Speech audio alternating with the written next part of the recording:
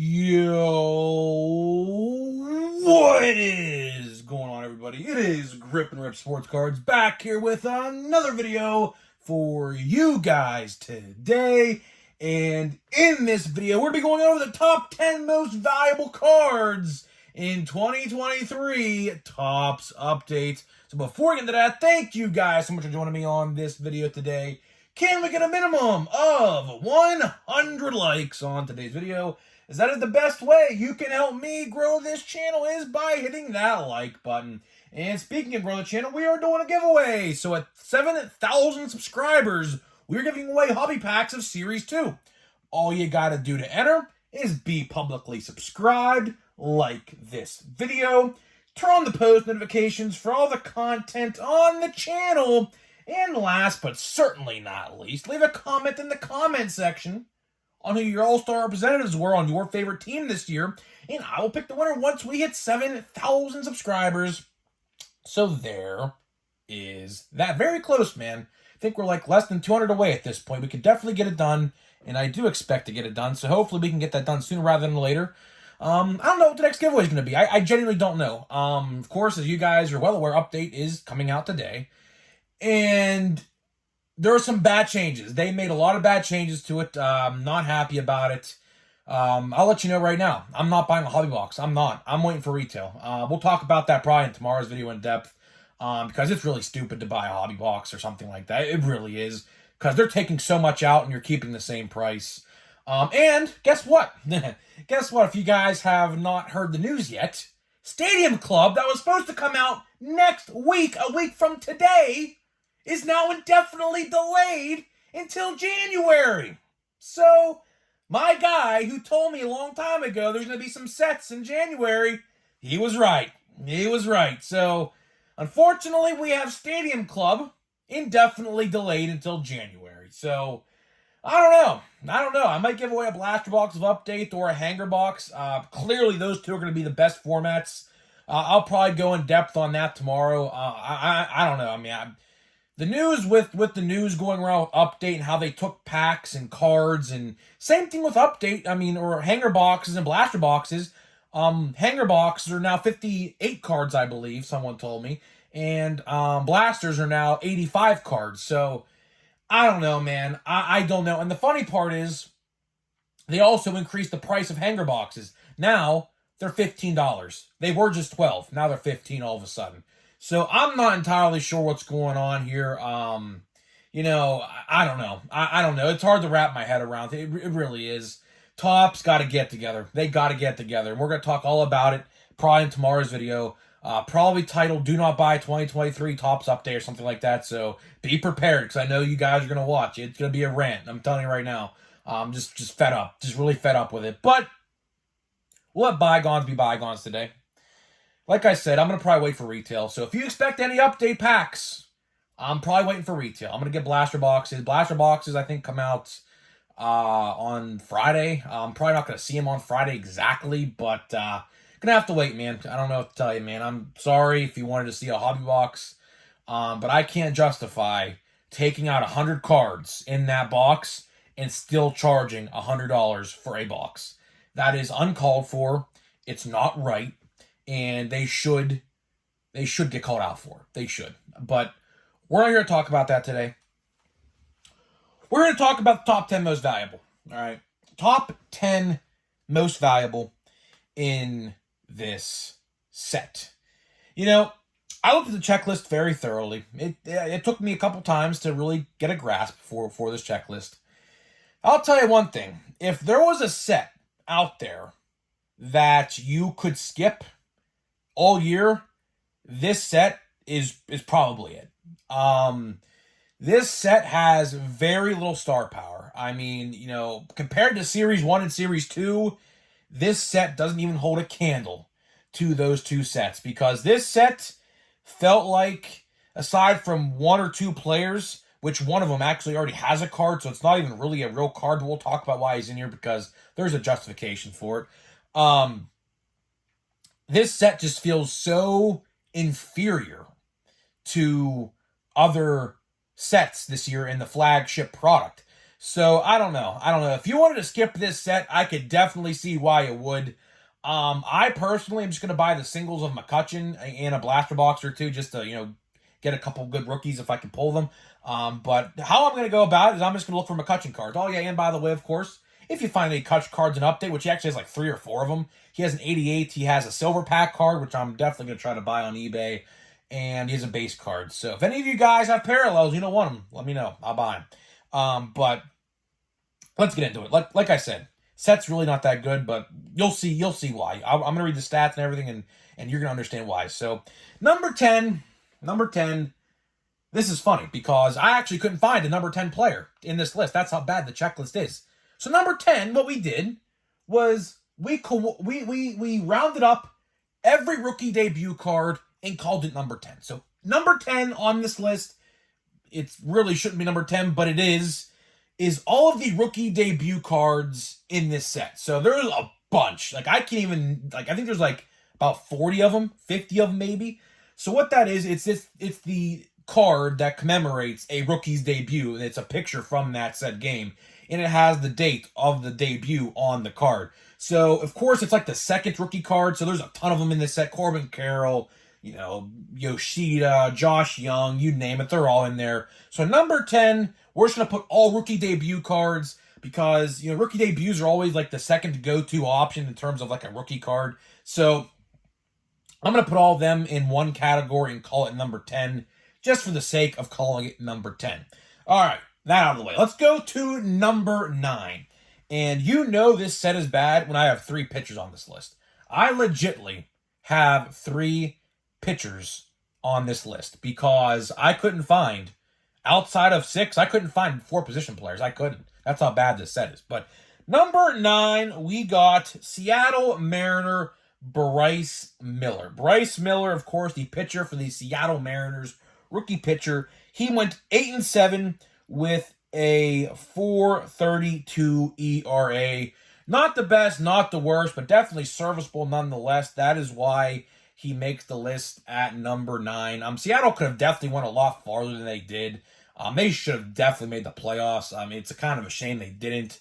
But hey, man, you got the Rangers and the Astros are tearing it up, in the playoffs right now. So kind of makes you wonder what would have happened if they would have snuck in the playoffs as well. Orioles just got bounced in 3 games, which, I did not expect that at all. But, young team, they don't have no experience in the playoffs. That was going to happen. That's just what happens in the playoffs. But, Bryce Miller I could have definitely seen the Mariners make the playoffs this year, but they just got 1 game too short. They lost the one game that haunted them, and that's the one game, I believe it was the day before the last game 161, where they lost to the Rangers, and then the Rangers lost the next day, which led them to go to the wild card, and the Astros win the West. I believe that's how the story went. But Bryce Miller, again, good pitcher, 8-7, at least it's a positive win-loss record. 4.32 ERA could have been better, but not the worst at the same time. So he makes number 9. Number 8, we are going to Baltimore. That is right, guys. We are going to Baltimore to Grayson Rodriguez. Grayson Rodriguez is on this list at number 8. Another pitcher that got bounced really quickly in the playoffs. He pitched, I believe, game 2 of the ALDS, and I think he didn't make it out of the second inning.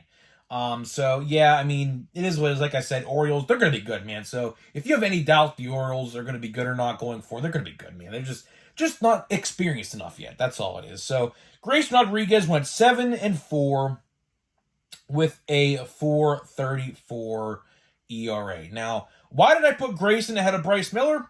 Easy. Win-loss record. Although Bryce Miller's ERA is better by literally .002, which is really not a big difference. It's not a difference at all, really. But win-loss record does matter, man. So anybody out there, because I've seen a couple people on social media saying that win-loss record doesn't matter in baseball. It absolutely matters in baseball. 7-4 compared to 8-7. Yeah, I know which one I'm picking. Grayson had an up-and-down season. I believe got sent down to AAA after he got called up because he was just stinking it up. But after he got called back up, after the stint in AAA, he did start to tear it up a little bit. So that's why his ERA is so high as it is. But he did have a good second half. I do remember fantasy. I did pick him up in fantasy on the waiver wire and he did do me a lot of good with my team, got me a lot of points when he pitched, so he did very good at the end of the year. But again, pitchers on this list, I don't really tend to value pitchers that much on this list. I'm not going to lie to you. But here we are, talking with another pitcher. So number 8, Grayson Rodriguez. So number 7, now to number 7, we got Bobby Miller. Bobby Miller, another pitcher. Luckily, the last pitcher, but a pitcher nonetheless for number 7. Bobby Miller, another pitcher in the playoffs for the Dodgers that got bounced really, really quickly, I believe, after like 1 2/3 of an inning the other night for the Dodgers against the Diamondbacks. So Bobby Miller, regular season stats, 11-4 with a 3.76 ERA. Clearly the best pitcher on this list. Clearly the best pitcher rookie-wise on this list. Sucks that he got bounced so quickly in his start. I've been a fan of his. Again, I actually picked him up in fantasy. I think like his second start he ever made. Just because I knew how good he was going to be. And luckily, all year he actually got me a lot of points. And fun fact, I won my fantasy baseball championship. 3-time fantasy winner. Back to back in my league, which is pretty interesting. But, again, Bryce Miller, not Bobby Miller, that is. Bobby Miller, going to be good, man. He's going to be good for years to come. Again, just not experienced yet. And, over time, they're going to, make him earn it, essentially, and he's going to be good. So, no problem there. But, Dodgers this year, they might not make it far. They might get bounced tonight. They play tonight against the Diamondbacks in Arizona. They might get bounced. They're down 2-0 right now. I don't know. I'm recording this video Wednesday night, so, of course, the future hasn't happened yet, so I don't know. So, number 6. This is where we get interesting.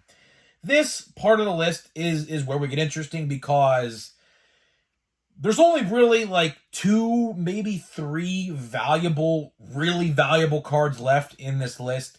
But nonetheless, we got some decent rookies on this list, so we're going to talk about them. So number 6, we're going to the LA Angels, and we are going to Zach Neto. That is right, guys. Zach Neto makes the list at number 6. So it's interesting. So Zach Neto got drafted last year, had his first Bowman card in last year's draft, and all of a sudden the Angels call him up like this year. It's insane. I'll tell you one thing. The Angels do not hesitate, man. They are known to do that, and it's actually, they did it a couple other times this year as well. I don't remember the names of the other guys that they did it for, but they draft a guy, and then they immediately call him up, which, I don't know what their philosophy is with that. That's kind of maybe why they're in the position that they're in. I don't know. But Zach Neto, nonetheless, batted .225, 9 homers, 34 RBIs, and a .685 OPS. Now, you may be saying to yourself, well, why didn't you put him down at number 9 or number 8? Well, again, I really don't value pitcher rookie cards as valuable. I just don't. They just, in the market, unless it's like an absolute stud. I'm talking like Spencer Strider-esque, like the equivalent of who like would be collectible in today's hobby world as a pitcher. Spencer Strider definitely has some value to him. I even pulled his autograph, which I am very proud to say I did because it's a really cool autograph. It's a Stadium Club card, Unfortunately, Stadium Club got delayed until January for whatever freaking reason. But neither here or there. But Zach Neto, again, very young. I don't know why they called him up so early. He just got a draft card in last year's draft. I remember pulling it. I do remember fondly because if you guys remember, I opened it and the card was destroyed right out of the pack, which I got really ticked off about. But Topps didn't replace it. I didn't even email them about it. I didn't really care to even email them about it. But neither here or there. Zach Neto going to be good. The Angels, I do not know what's going on with the Angels, man. I couldn't tell you.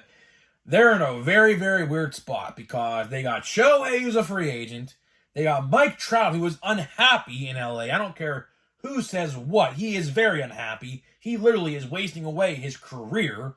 He's injury riddled now, too. And they just don't got pitching. That's their problem. They don't got pitching. You can't win without pitching. That's just the name of the game. You saw what happened in the playoffs. Look what's happening in the playoffs right now. If you ain't got good pitching, you're not going to win. So that's what the Angels' problem is. I don't know how they fix it. Oh, yeah, and they also got Anthony Rendon, who's the worst contract in baseball history. I don't care what anybody says about that either. Worst baseball contract in the history of baseball. It's a matter of fact.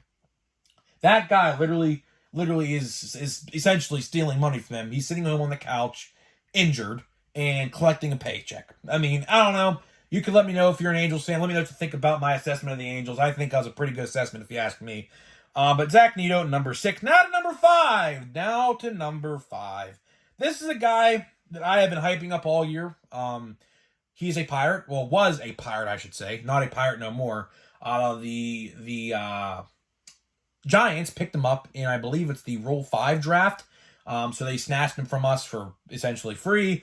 Who are we talking about? We're talking about Blake Sable. So Blake Sable once was a catcher. Now he is not, due to another player we're going to talk about a little later down the list. And they moved him out to the outfield. Needless to say, Blake Sable, 235, 13 homers, 44 RBIs, and a 695 OPS. Not the best stats in the world, but again, as a catcher, really he's a catcher. They have him out in the outfield. He's not an outfielder, so don't get it twisted. He is a catcher. Even he was brought up in the Pirate system as a catcher. So that's typically a good catcher stat. I mean, hey, look at it like this. Look at it like this. If he was a catcher full time, these stats would absolutely suffice as a good hitting catcher. I mean, that's the best you're going to get as a hitting catcher. There's not too many other catchers out there that can perform like that. But again, there's another player on this list we're going to talk about a little later who did a little better, just a little better. But needless to say, Blake Sable, always near and dear to my heart because the Pirates, I was high on him as a Pirates fan. He was, before we did draft, or I should say, before Andy Rodriguez got a huge push in the system, because he is our now catcher, and Henry Davis. But before that, it was Blake Sable. So I know a lot about Blake Sable. I was very excited to see him do well. He was tearing it up in the early part of the season this year, I remember, and I was thinking to myself, man, why did the Pirates not protect him in the Rule 5 draft? But, it is what it is, man. But Blake Sable takes the prize at number 5. All right, to number 4. Honestly, this guy should probably be number 3. But either here or there, it don't really matter. Probably should be number 3 now I look at it. But either way, we're going to Arizona, and we're going to a postseason legend in the making right now, Gabriel Moreno. So Gabriel Moreno, it's interesting, right? So I believe, correct me if I'm wrong, he has a rookie card in Series 1. But it's in his Blue Jays outfit. So what they did was they put another rookie card in this set as an Arizona Diamondback. So he has technically 2 real rookie cards, which is interesting. But again, postseason legend. He just came up clutch for them. I think yesterday he hit like a 3-1 home run yesterday or something like that. So it was very cool. Gabriel Moreno, 284, 7 homers, 50 RBIs, and a 744 OPS. Very, very good. Very, very, very good. Again, postseason legend in the making. Not much more I could say about that. So number 3, I probably should have put Gabriel Moreno number 3. Now I'm thinking about it, but it doesn't matter. I mean, we probably switch him. But number 3, we're going to another player I've been talking about for a very long time that I've been very high on in the Giants system, like I was alluding to just a couple minutes ago. We're going to Patrick Bailey. Patrick Bailey, a switch-hitting catcher for the San Francisco Giants. He is the reason why, like I said, Blake Sable is playing left field because there's just no room for 2 catchers. Obviously, one got to play another position. Patrick Bailey, 233, 7 homers, 48 RBIs, and a 644 OPS. Catchers, you can't expect catchers to go out there and bat 280. It's just not going to happen, right? So that is a really good stat for a catcher, especially a switch-hitting catcher nonetheless. And I believe he's a very good defensive catcher as well. So you really can't complain with those stats. It doesn't look good on paper, but considering the fact he's a switch hitter and a good defensive catcher, you can't get wrong with that. So number 2, we're going to another player, I believe, who had another rookie card in the past. We're going to one of my personal favorites because I have literally been followed by him all year long. I pulled his autograph in Series 1. I pulled a jumbo-sized box loader in heritage of him. Who are we talking about? We're talking about Nolan Jones. Nolan Jones, a player a lot of you guys may not even know existed, once was a Cleveland Guardian. They let him go.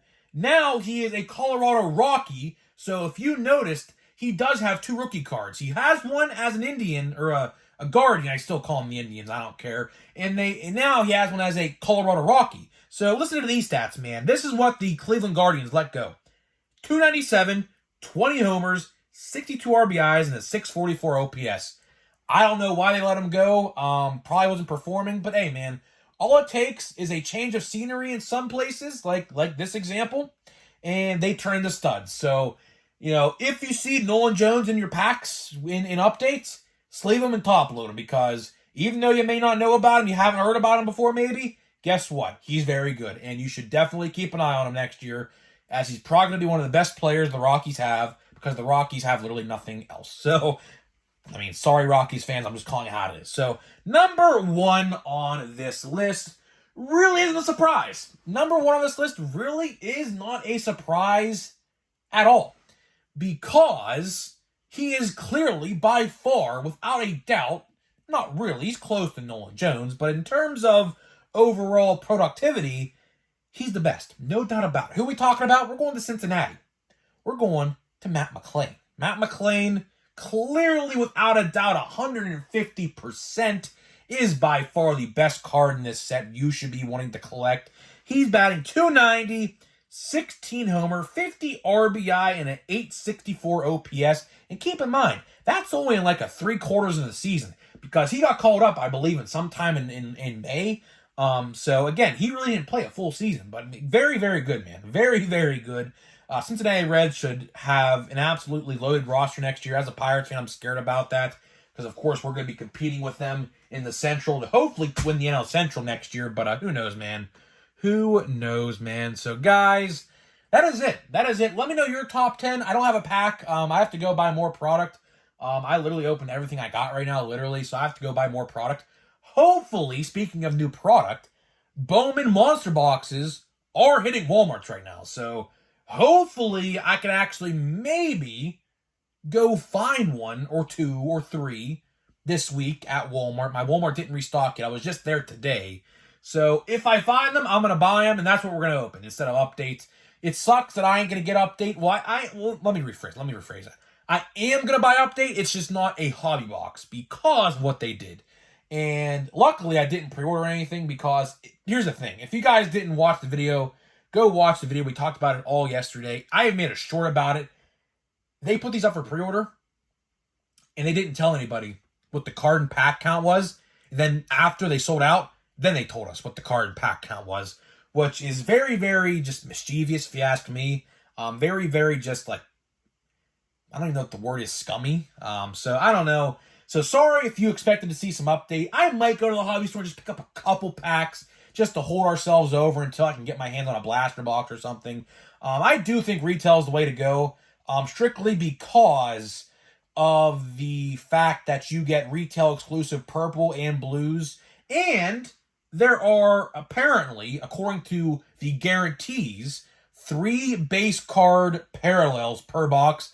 I have no idea what that means, so we're just going to have to figure it out on our own. But again, I think retail is going to be the way to go, just because they're taking less out of those instead of the hobby configuration. But for whatever reason, they kept jumbos the exact same for whatever reason. I don't know what that's about, but again, I'm not even going to question things. I don't even know what they do over there. They're just so out of touch, I think, with reality over there. I don't even know what their thought process even is, so I'm not even going to try to guess. But tomorrow, we're going to come at you with another video around updates and why you probably just should hold off if you didn't buy it already. Because like I just mentioned, there's a lot of stuff in there that they didn't tell anybody about, and people are just trying to figure it out on their own, man. So guys, that being said, let me know your top 10, and I'll see you guys in the next video.